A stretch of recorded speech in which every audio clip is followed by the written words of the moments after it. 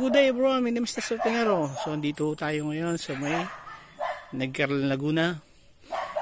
So may offer po tayo na property. Ano po?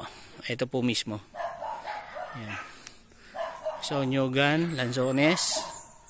Ano po? So nung naglakad po kami mula po doon sa kalsada, more or less po siguro nasa 3 minutes nung naglakad ho kami doon. So mamaya ilalabas ho namin. Ano po? Ayan. So ayan, may dampa. Ayan o. Meron ano. Tapos ito hoy, mayroon na ho itong sukat ng lote na to. So ang sukat ho na ito is 4,255 po. Ayan. So ayan. So puntahan ho natin yung ano, yung muson lang po. Ayan, para maituro ho. So ayan, ready na ho. No? Yung kung kayo ay makakabili ho na ito, itong property na to, iiwan lang ho muna doon kung may sasakyan ho kayo doon sa may barangay. Ano, maglalakad po kayo ng mga 3 minutes po. No, malapit lang naman ho. Ayan. So ito ay 4,255 square. So ayan, pupuntahan lang ho namin yun. Muson. So ayan.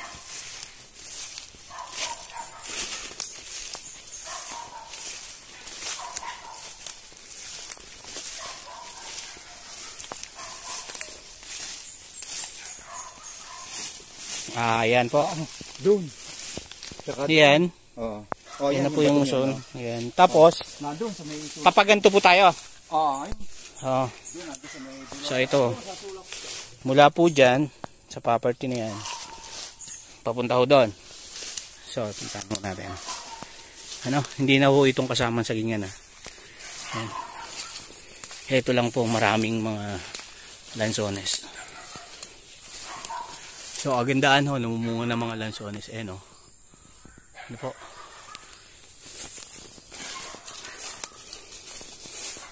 So yun.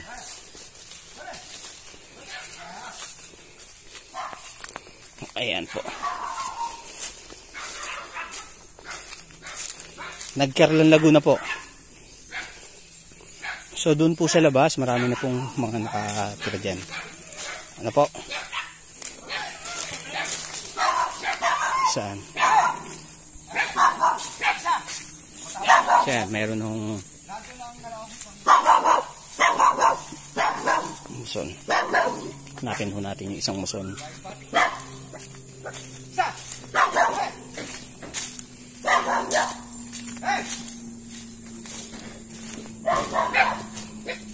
Kaya mga nyugo na nakuha.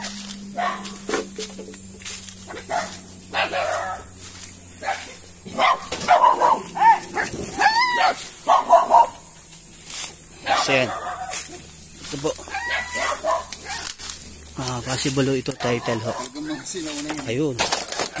Ayan po yung isa. Tama doon. Ito po. So kung ito ho, diretso ho dyan.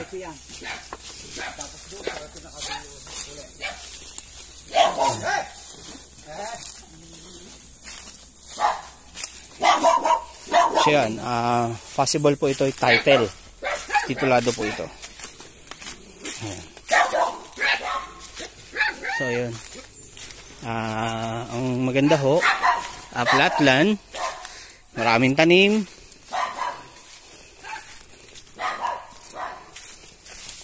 namumunga ho mga lanzones, may ani hong mga nyog, may mga saging. So pwede po kong dagdagan. Ayan.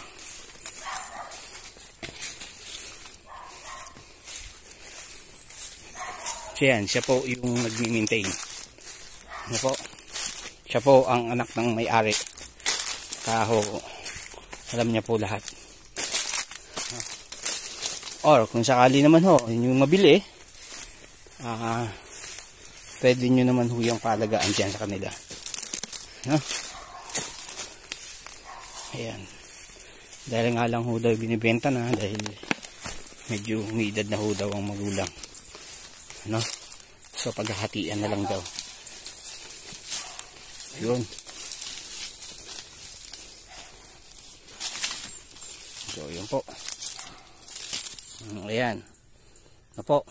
So doon po. Oo, sa dulo. Ayan. Maganda ho yung pagkakakat ng lupa. Ano? Square. Ayan. So kung interesado po kayo dito sa property na to, call lang ho agad kayo na po.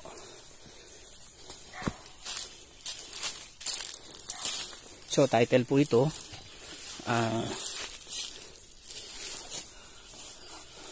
ang benta ho nila dito ay 600 pesos per square meter po.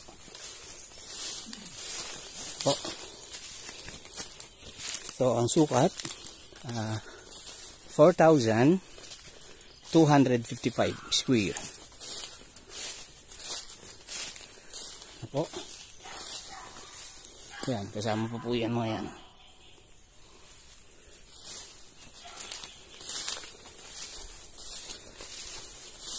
So yan, malaki ho. Ang ganda ho ng korte ng lupa. So yun, may kaimito pa po. Yan.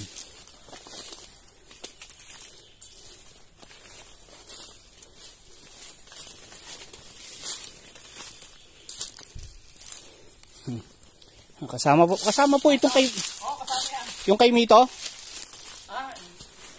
Hindi na ho. Pag ganon. Ano po ng linderos? Linderos. So hindi na ho kasama pala yung Ito yung isa. Hati yan. Ito kasi tatamaan kasi yung pag-mix. Ayun. Pero parang dito po sakop yung kay Mitong yan. Pinuputik ko yun ang pisa ko. Kasi ito kahati nung pisa namin Ito kalating to. Yung amin yung maraming 10,000. Dalawang magkahati ito. Pero yung isang titulo. Ito ho. Oo, ito ang sa pisang ko. Na sinasabi ng nanay. Yan. So bakit ho yung bakod nila dito? Alin? Yung bakod nila. Hindi naman ang ano niyang bakod nilang yan Nagsukat yung parang minitro lang nila. Ito hindi kagaya talaga nito na titula dito pinalilipat nga po sa akin dyan. Sabi ko hindi po pwede. Ito po talagang sinuunang titulo kanila na lang ho yan. Bahala na sila. Wala silang sabi ko hindi sabi ko, bagong sukat lang ho yan. Nila. Ito po. Ito sa kabila. Ay gusto mo i-adjust doon, sabi ko ano ko raw doon. So ayoko. Hindi ko sasakupin niya kahit sa amin niya, hindi ko ano niya. Ito ang sukat ng ng geodetics ho. Sabi ko masisira ang ano namin yan. Tapos ito po yung itong isa kasama pa ho yan, isa. Ito doon, andun yung muson na dito pa. Mayroon pa ho tayong muson? Pag ano na ito. Di ba sulok-sulok? Ito, nandito may isa pa. Ibig sabihin 4 ho ang muson natin? Ay 5? 5? 5 ang ano to. Sige po. 5 ang muson ito. Kaya lang yung isa hindi na makita ang ano, yung bulak, ano niyan talaga Yung pinuntahan ho natin ng una doon, yung unang pinuntahan ho natin. Di ba may pinakita ho kayong muson? Isa, 2, 3, 4, 5, sige. 6. Bali 6 po ang muson yan. 6? Nandito isa. Sige. Tingnan natin ho.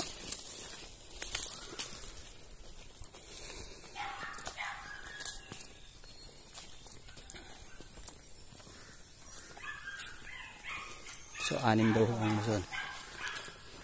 Ito.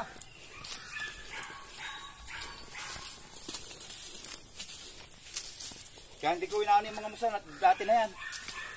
Ayan Kaya sakop yung anong yun kay Mitong yun. Pinuputi yung mga pisang koy. Kanila kasi yan Ayan Lenderosan. Alin pa po yung isa pa? Ito. Pumili yan ng ito sa Bulacan. So pag gumanon pa pumunta doon. Gumanon sa Bulac kaya yung tapos gumanon. Ayun yung kaya nga ho tapos gumanon. Okay. Ito. So yan po.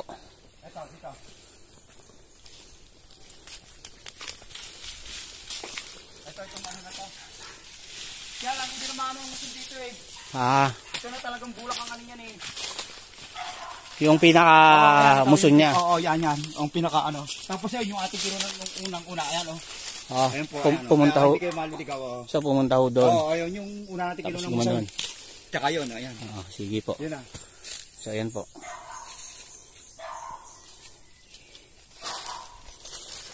So yun, umeli ho yung ano. Pero maganda po oh. Maganda po yung sukat oh, flatland. Ayan po. So ang dami hong tanim. No? Yan, mga maliliit pa yung nyug. So, yun ho, 4,255 square. Title. Ano po? Tapos so, 600 pesos per square meter po. Ang presyo po na mayari po. So yun. Sa lahat po ng interested dito sa property na to, ano po? Call lang po agad kayo. So yun. Ibibidyo ko ho palabas. Orasan ho natin. Ako. Ayan po. So yun. Maganda ho ito. Pwede ho itong fall tree. Ano po?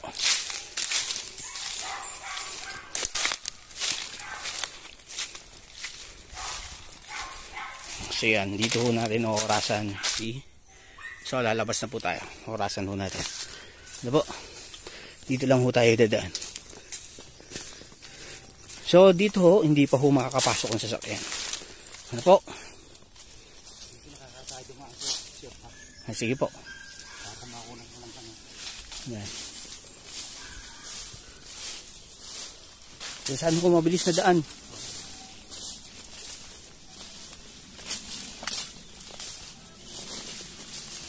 Ayan.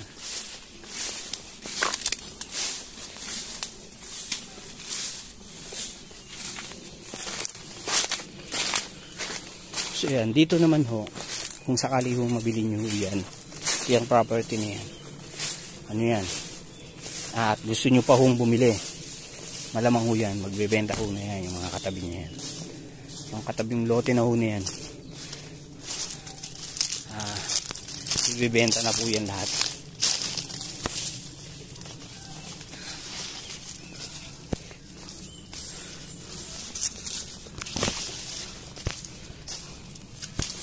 So yan.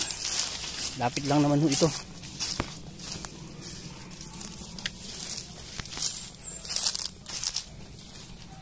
Kung gusto nyo hong magkaroon na ho ng farm lot yan, pwede na ho yan.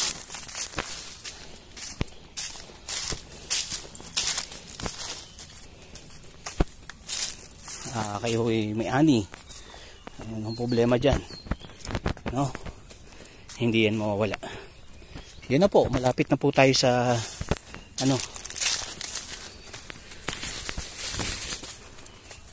sa barangay road. Ano po? Yan, ayun na po yung mga barangay. Ayan. Likod lang ho ito ng barangay. Pumunta ho kayo. May school. No, may elementary school.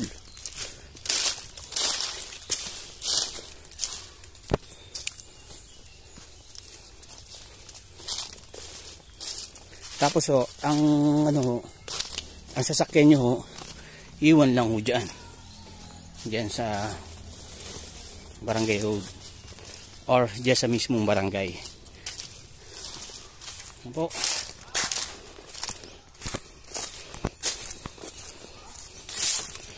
Ayan.